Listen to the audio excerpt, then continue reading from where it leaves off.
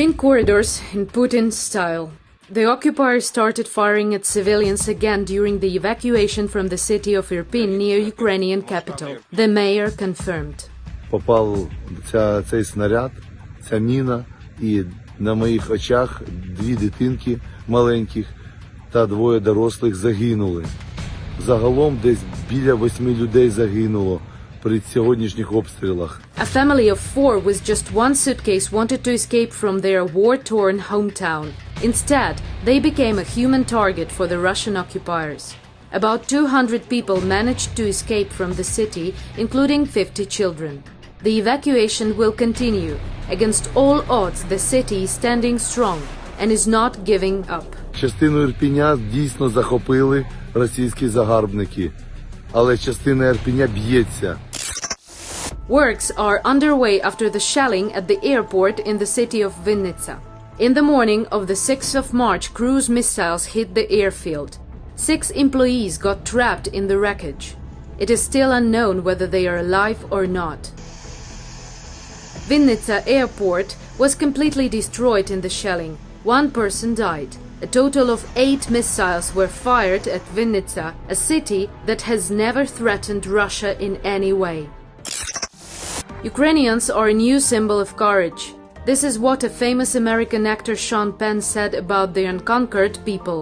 He had seen the war in Ukraine with his own eyes because he came to Ukraine just before invasion to shoot his documentary about the Ukrainian resistance to Russia. I do not know the answers. I don't know if closing the skies will result in a nuclear war outbreak. But I know that we must invest everything.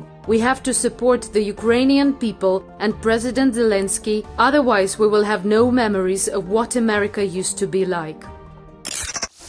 38 children died in 11 days of Russian aggression. The First Lady of Ukraine, Olena Zelenska, shared a photo of young Ukrainians who died during the war on her Instagram page. To NATO countries, close the sky over Ukraine. Save our children, because tomorrow it will save yours. Europe is on the brim of a new nuclear catastrophe. This is Enerhodar city in Ukraine. The largest in Europe nuclear power plant is located here. Unarmed residents of the city came out to prevent the Russian occupiers from seizing the nuclear power plant. They understand that any damage to the plant will cause an environmental catastrophe, the next Chernobyl or Fukushima. It is no longer a Ukrainian issue. It is a possible threat for the whole of Europe and even the world. For the first time in war history, the Russian army has deliberately attacked a nuclear power plant. It is definitely an act of state terrorism. Even if the concrete walls of the plant will deter the impact, its transformers and turbines are defenseless against mortars and tanks. If they are damaged, there will be a leak of a radiation cloud, and only the wind knows where this cloud goes. Ukrainians defend their land courageously, but their strength is limited. The Russian army acts like terrorists, shelling hospitals, maternity wards, kindergartens, and civil neighborhoods. Putin's army will stop at nothing, even if it means a nuclear disaster. We live in a global world. There are no walls of sanctions or money that will protect you from this disaster.